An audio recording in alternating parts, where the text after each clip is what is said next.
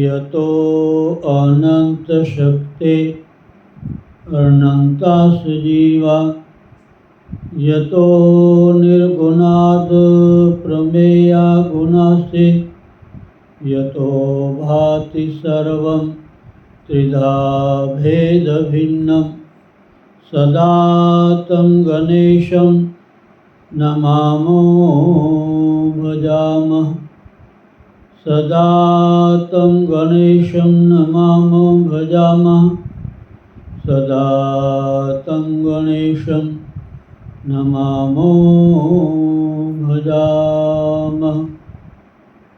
ॐ ब्रह्मानन्दं परम सुखदं केवलं ज्ञानमूर्तिं द्वन्द्वातीतं गगनसदृशं तत्त्वमस्यादिलक्ष्यम् एकं नित्यं विमलमचलं सर्वधी साक्षिभूतं भावातीतं त्रिगुणरहितं श्रीसद्गुरुं तं नमामि श्रीसद्गुरुं तं नमामि श्रीसद्गुरुं तं नमामि। अज्ञानतिमिरान्धस्य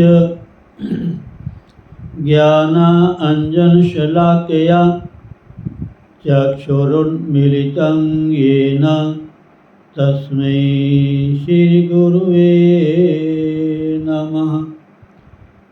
ॐ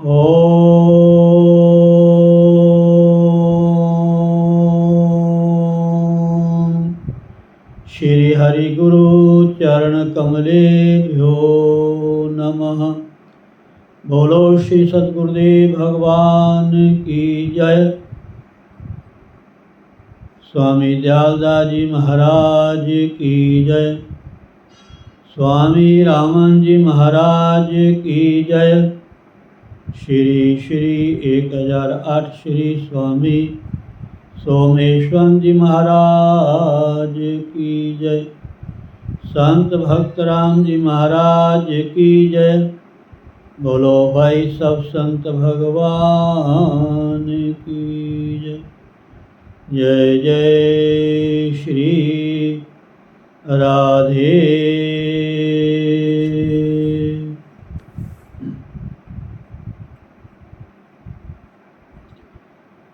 या कुंदेन्दु तुषार हार धवला या शुभ्रवस्त्रावृता या वीणावरदण्डमण्डितकरा या श्वेतपद्मासना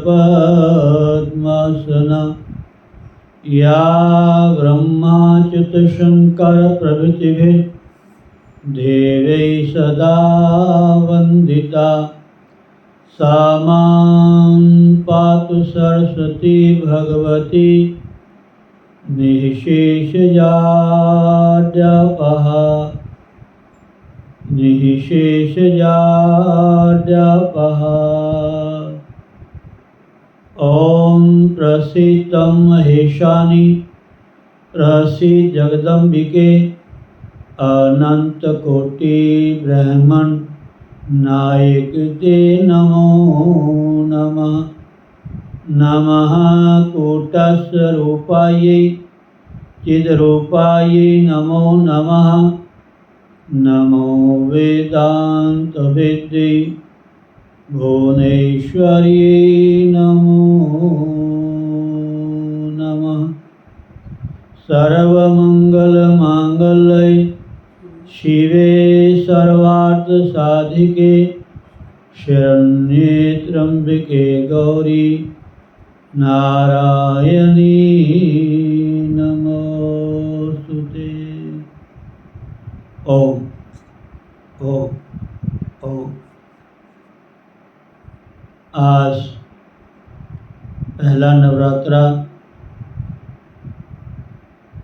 नवरात्रे प्रारंभ हो रहे हैं, जिसमें हम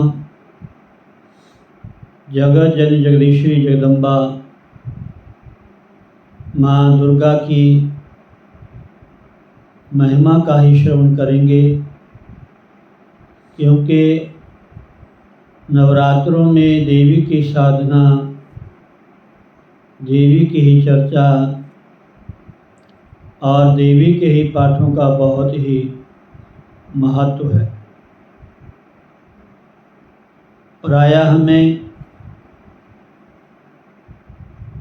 हर जो उत्सव है, पर्व है, इनके माध्यम से हमें सभी देवताओं को स्मरण करने का, सभी देवताओं की पूजा आराधना करने का और उनसे जो संबंधित कथा प्रसंग है, चरित्र हैं, संक्षेप में हमें श्रवण करने का सौभाग्य प्राप्त होता है। परमात्मा तो एक है, लेकिन उनके अनेकों रूप हैं। वही परमात्मा प्रत्येक जीव में आत्मा के रूप में विद्यमान है। ईश्वर अंश जीव अविनाशी, चेतन अमल सहज सुख राशि। प्रत्येक जो जीव है वो ईश्वर का ही अंश है। जो गुण ईश्वर में है वो ही जीव में है। जैसे अभी आपने सुना कि ईश्वर अंश जीव अविनाशी, जो उस परम पिता परमात्मा, जिसको ईश्वर नाम से हम जानते हैं, भगवान भी कहते हैं, ये जीव उसी परमात्मा का अंश है। जैसे ईश्वर अविनाशी है, वैसे ही आत्मा का कभी नाश नहीं होता। ईश्वर अंश जीव अविनाशी, चेतन अमल सहज सुख राशि। 3 गुण और इनके भीतर है।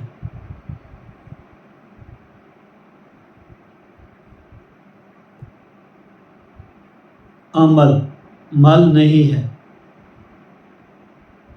ये अज्ञानता से हमारे कर्मों के द्वारा दर प्रति दर यानी परत पड़ जाती है। जैसे सूर्य है, और जब बादल सामने आ जाते हैं तो सूर्य के हम दर्शन नहीं कर सकते। तो ऐसी बात नहीं कि सूर्य नहीं है। बादलों का आगे आ जाना ही सूर्य का ना दिखना। ऐसे आत्मा की शक्ति से ही हम सारे कार्य करते हैं। आत्मा हमारे भीतर विद्यमान है। ठाकुर जी गीता में हमें श्रवण करवाते हैं, मविवांशो जीवलोकी जीव भूता सनातन।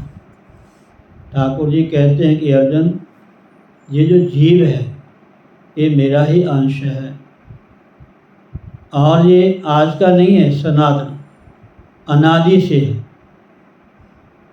अंश है, अंश था और अंश रहेगा। ये परमात्मा से अलग नहीं है, हम परमात्मा से अलग नहीं हैं, हम उस अमृत स्वरूप परमात्मा के ही संतान हैं। लेकिन जब हम संसार में आते हैं, संसार के संबंधों को अपना मान लेते हैं, तो थोड़ी अज्ञानता छा जाती है, और ये एक दिन की या एक जन्म की नहीं है, अनेकों जन्मों की है। जब तक हमारी जो कामनाएं, इच्छाएं, वासनाएं, इनसे हम अलग नहीं होते, तब तक हम उस परमात्मा को देख नहीं सकते, पा नहीं सकते। इसलिए सत्संग के द्वारा, कथाओं के द्वारा, साधना के द्वारा, गुरुदेव भगवान के उपदेश के द्वारा, उनकी कृपा के द्वारा, उनके मुखाबिन से निकले हुए जो अमृतवी वचन हैं, उनको हम नित्य श्रवण करेंगे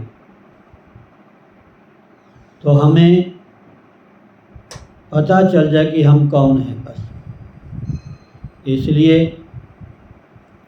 जितने भी जन्म हैं, जितने भी शरीर हैं, जितने भी नाम रूप हैं, ये सब कहने मात्र में है, इनमें सत्यता नहीं है, ये हमेशा रहने वाले नहीं हैं, रहने वाली आत्मा है। ये संसार तो एक आने जाने वाली वस्तु है।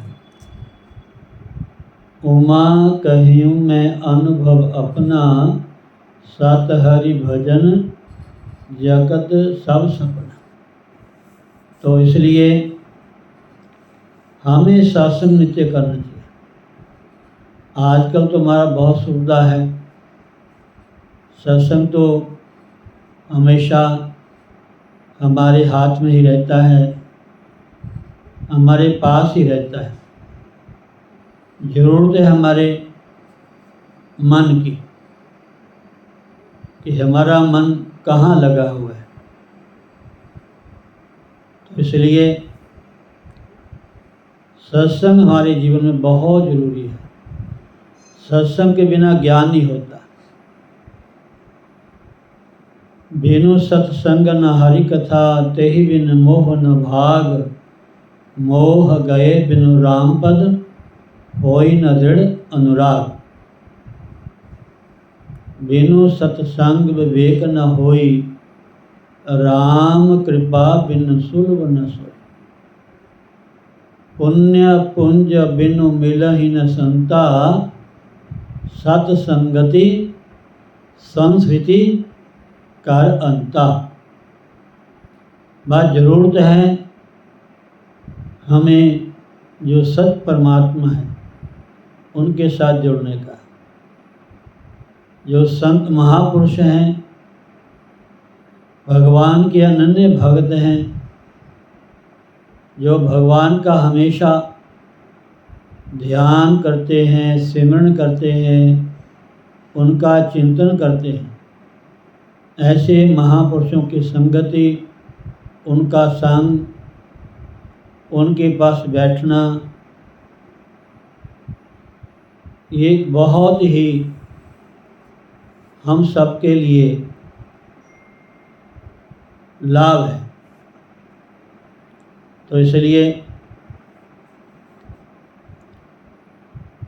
मैं कई बार कहता हूँ, जैसे अभी आपने सुना है कि परमात्मा एक है, लेकिन उनके अनेक रूप हैं। एक बहुत ही सुंदर पौराणिक श्लोक है। प्रायः कभी कभार मैं बोलता रहता हूँ।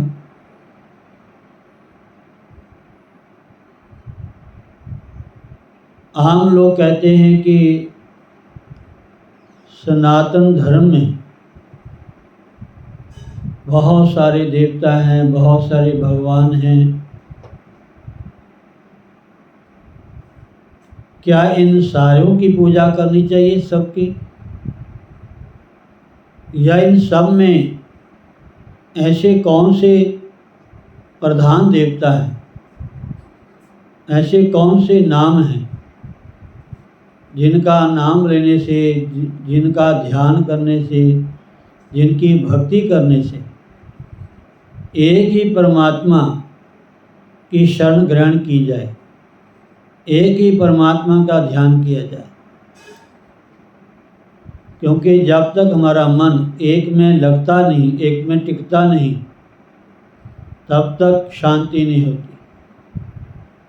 इसलिए बहुत सुंदर पौराणिक श्लोक है, एक आत्मनो ही भिन्न रूपान, एक आत्मनो ही भिन्न रूपान लोक रक्षक तत्परान।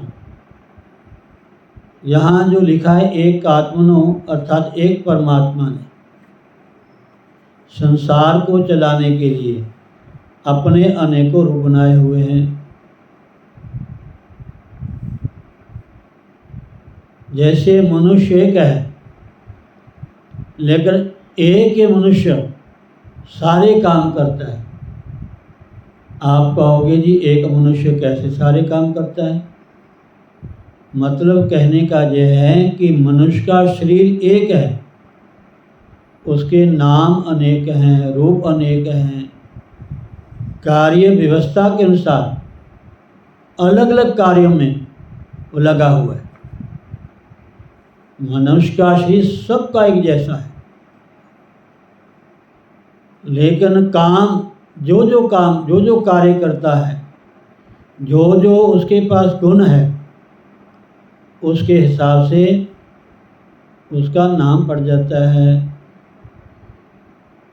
ठीक है ना? कर्म के आधार पे उसकी संज्ञा बदली जाती है। इसलिए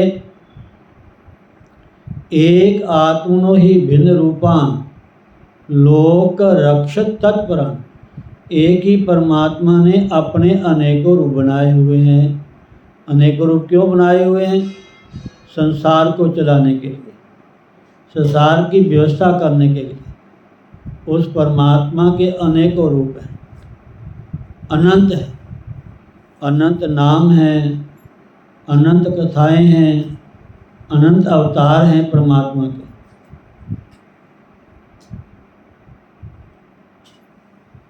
और उन अनेकों में से मेन कौन से हैं जिनका नाम लेने से हम एक ही परमात्मा को पा सकें?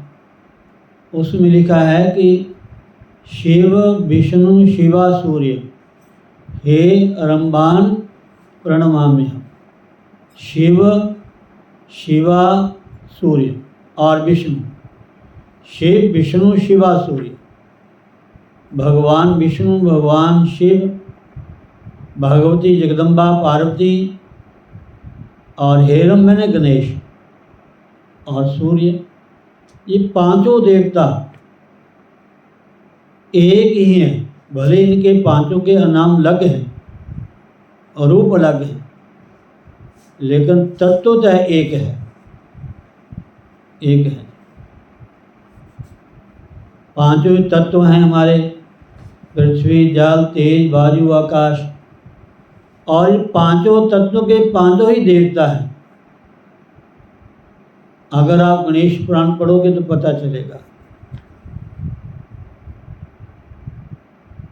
अन्य पुराणों में बहुत सुंदर कथाएं आती हैं, और कोई भी पुराण आप पढ़ के देख लो, कोई ऐसा पुराण नहीं है जिसमें भगवान शिव कथा ना हो,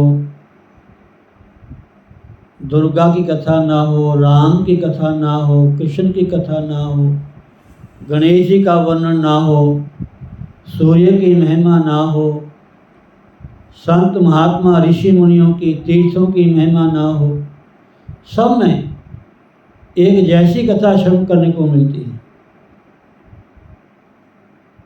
तो इसलिए हम सबको एक ही परमात्मा की शरण लेनी चाहिए, वो है ईश्वर। ईश्वर ने सर्वसमर्थ परमात्मा, वो ही परमात्मा कभी राम बन के आते हैं, कभी कृष्ण बन के आते हैं, कभी भगवान शंकर के रूप में आते हैं, कभी शक्ति के रूप में आते हैं, कभी भगवान गणेश के रूप में आते हैं। और सूर्य तो है ही हमेशा के लिए, हर जगह एक ही सूर्य प्रकाश करता है। तो इसलिए ये जो समय चल रहा है, नवरात्रों का, देवी का, इसमें देवी की ज़्यादा महिमा गाई गई है। देवी की साधना, देवी की भक्ति, देवी की चर्चा, माँ दुर्गा, जगतजननी जगदम्बा से संबंधित अन्य कथा प्रसंग, ये उस परमात्मा ने देवी का रूप क्यों धारण किया, ये देवी कैसे प्रकट हुई, इनका नाम दुर्गा कैसे बना, अलग अलग नाम है। इन्होंने जो जो दिव्य कार्य किए,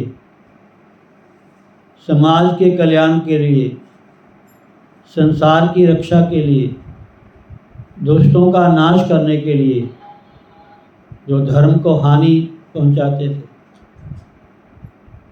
उसी परमात्मा ने शक्ति के रूप में इस धरातल पर अवतार लिया।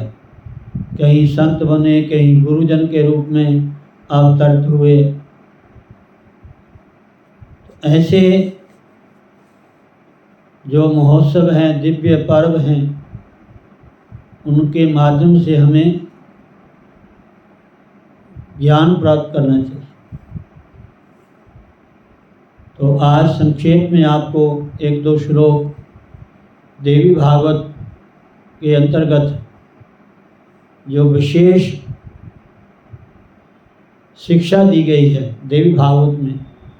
कथाएं तो आप सुनोगे, लेकिन इनमें विशेष विशेष जो उपदेश हैं हम सब के लिए, प्राणी मात्र के लिए, वो भी सुनने चाहिए। तो पहले थोड़ा हम माँ के नाम का उच्चारण कर लें।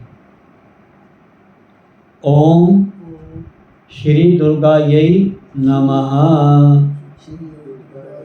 श्री दुर्गा स्तोत्र शतनाम स्तोत्रम। ये माता के 108 नाम हैं। ईश उवाच शतनाम प्रवक्ष्यामि शृणुष्व कमलानने यस्य प्रसाद मात्रेण दुर्गा प्रीता भवेत्सति।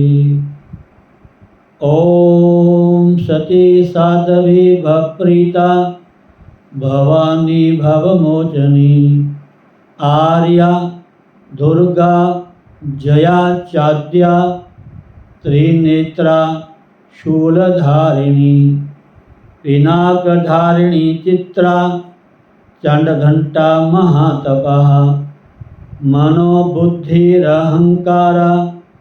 चित्तरूपा चिताचितिः सर्वमंत्रमयी सत्ता सत्यानंद स्वरूपिणी अनंता भावदी भाव्या भव्या भव्या सदा गतिः शांभवी देव माता च चिंता रत्न प्रिया सदा सर्वविद्या दक्ष कन्या दक्ष यज्ञ विनाशिनी अपर्णानेक वर्णा च पाटला पाटलावती पटांबर परिधाना कल मंजीर रंजनी अमय विक्रमा क्रूरा सुंदरी सुर सुंदरी वन दुर्गा च मातंगी मातंग मुनि पूजिता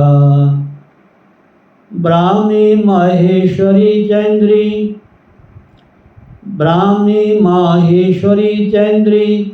कौमारी वैष्णवी तथा चामुंडा चैव वाराही लक्ष्मीश्च पुरुषाकृतिः विमलोत्कर्षणी ज्ञाना क्रिया नित्या च बुद्धिदा बहुला बहुल प्रेमा सर्ववाहन वाहना निशुंभ शुंभ हरणी महिषासुरमर्दिनी मधुकैटवहंत्री च चंडमुंड विनाशिनी सर्वासुर विनाशा च सर्वदानव घातिनी सर्वशास्त्रमयी सत्या सर्वास्त्र धारिणी तथा अनेक शस्त्र हस्ता च अनेकास्त्र धारिणी कुमारी चैक कन्या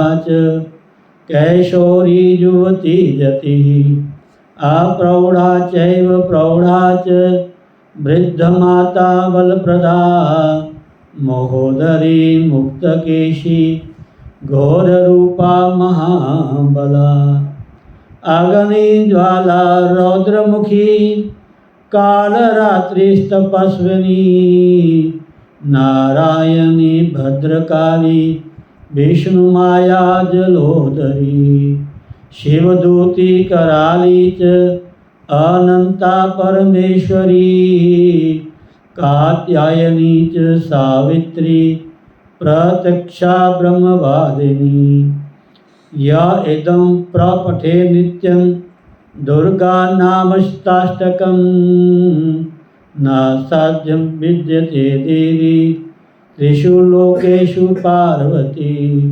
धनं धान्यं सुतं जायं हयं हस्तिनमेव च चतुर्वर्गं तथा चान्ते लभेन्मुक्तिं च शाश्वती कुमारीं पूजित्वा तु ध्यात्वा देवी सुरेश्वरीं पूजयेत् परया भक्त्या पठे नाम शताष्टकं तस्य सिद्धि भवेत् देवी सर्वैश्वर्यैरपि राजानो दास्तां यान्ति राज्यश्रियमवाप्नुयात् गोरोचनालक्तकुङ्कुमेन सिन्दूरकर्पूरमधुत्रयेण विलिख्य यन्त्रं विना विधिज्ञो भवेत् सदा धार्यते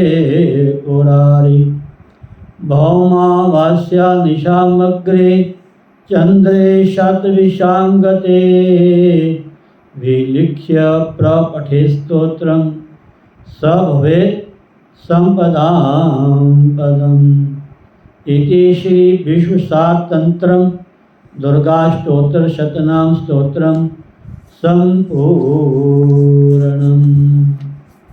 1 मिनट के लिए ये 4 लाइनें आप श्रवण कीजिए, बहुत सुंदर है। जैसे हम पूजा से पहले हम अपने अंगन्यास करन्यास सिर की शुद्धि करते हैं, वो थोड़ी ज़्यादा लंबी है, लेकिन ये 4 ही लाइनें 4 ही मंत्र हैं।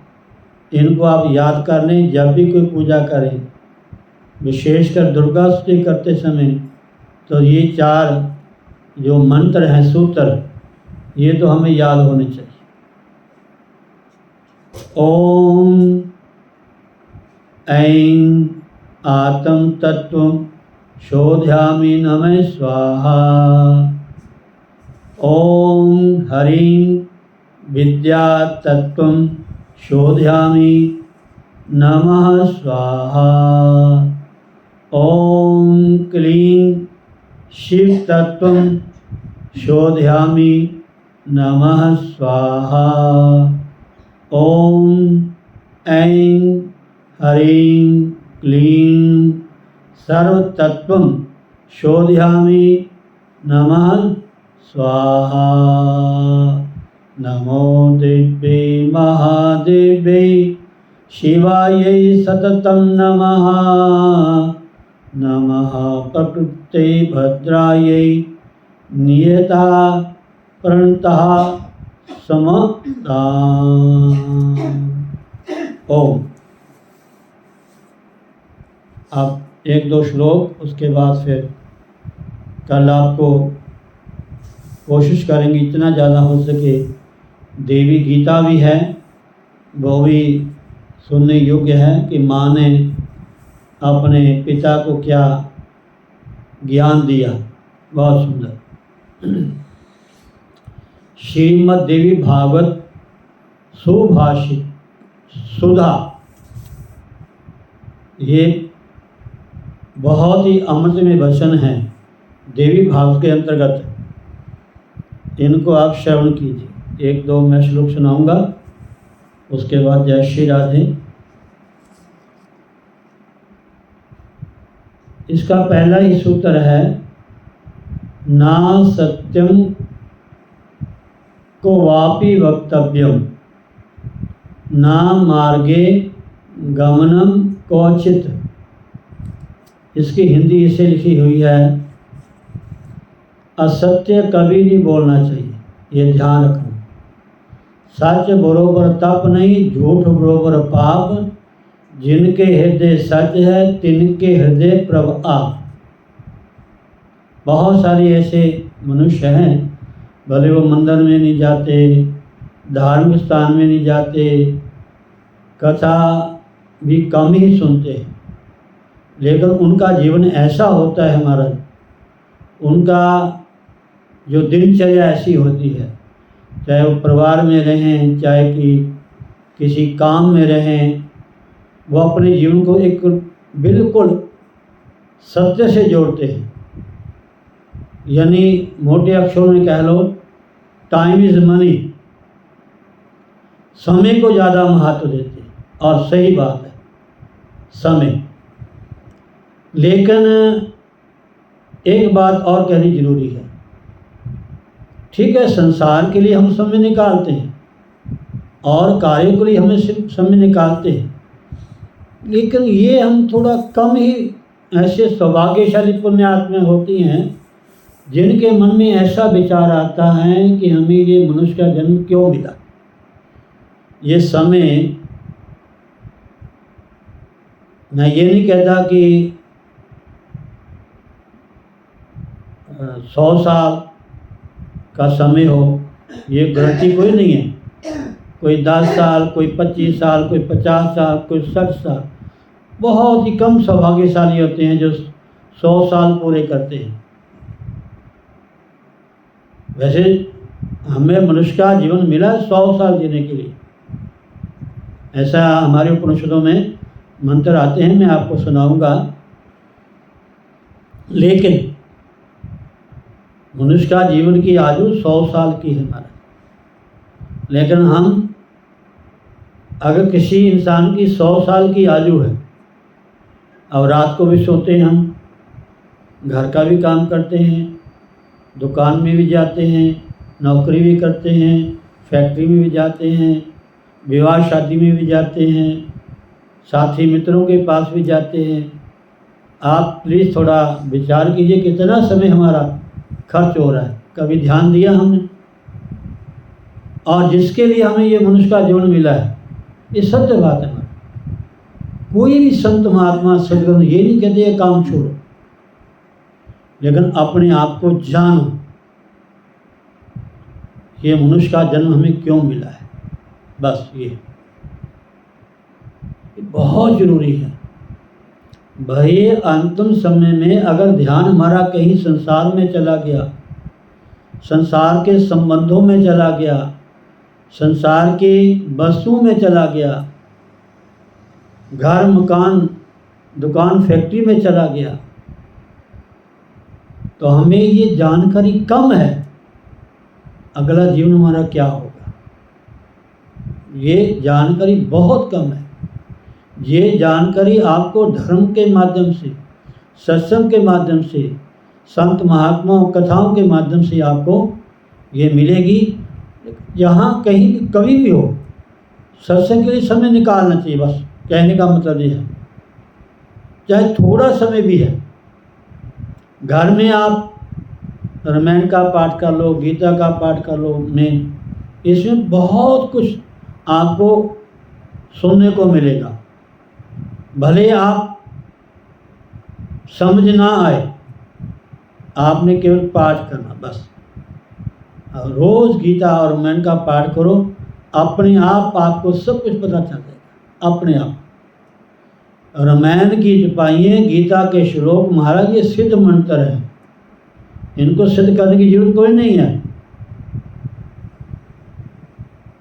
जैसे माता पिता का कमाया हुई संपत्ति है, धन है, उसका पुत्र मालिक होता है, ऐसे हमारे ऋषि मुनियों गुरुजनों की जो ज्ञान रूपी तप रूपी संपत्ति है, ऐसे ऐसे ग्रंथ, ऐसे ऐसे उपदेश, ऐसे ऐसे मंत्र महापुरुषों ने हमें दिए हैं पुराणों में, उपनिषदों में, वेदों में, जिनको पढ़ने से ही जीवन का कल्याण हो जाता है।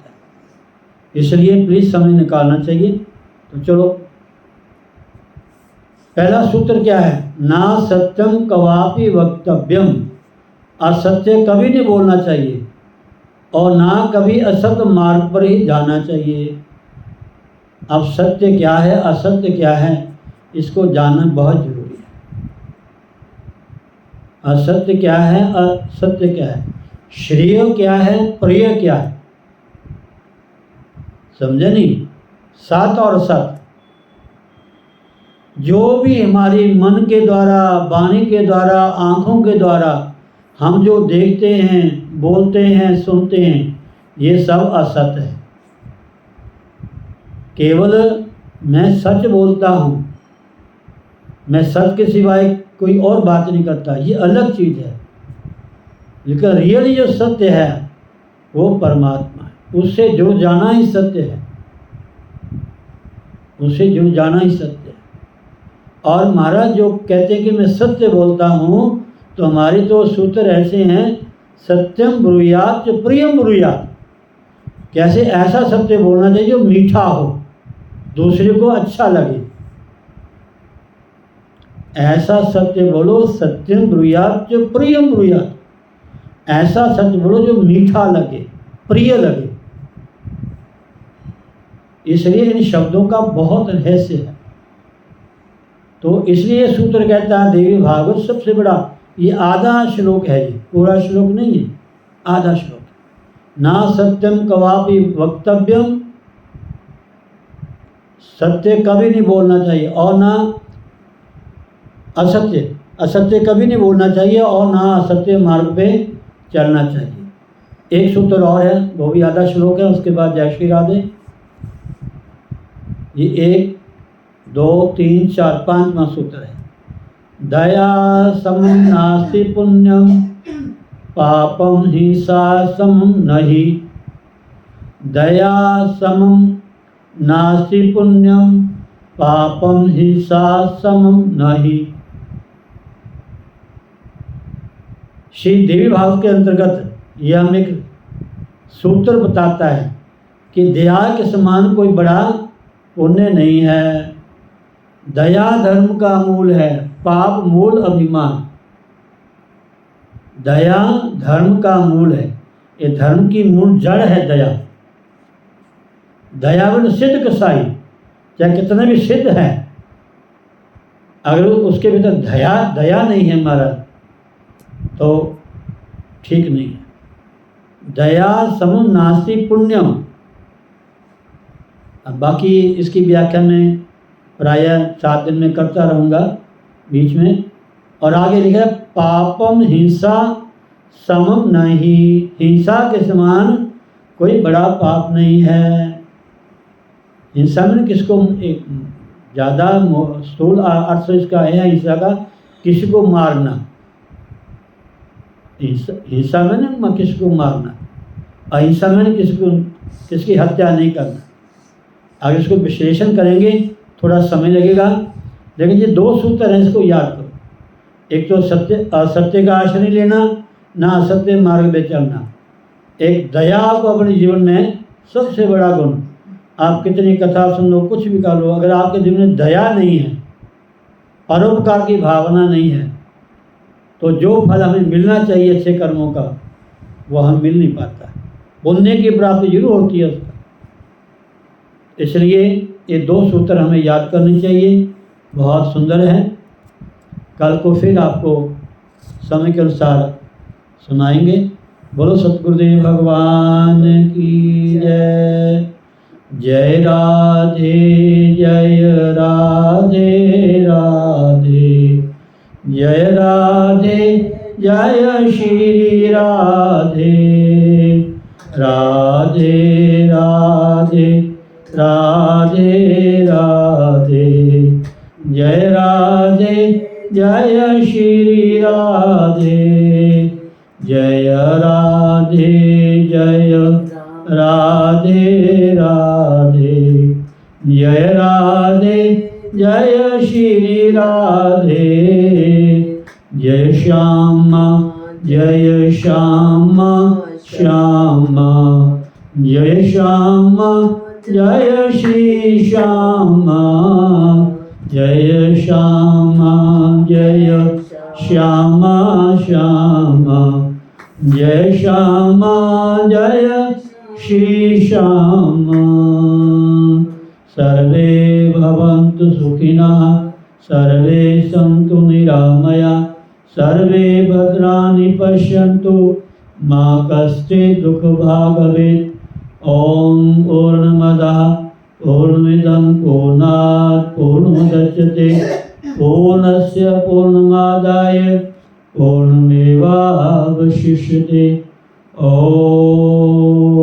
शान्तिः शान्तिः शान्तिः। ॐ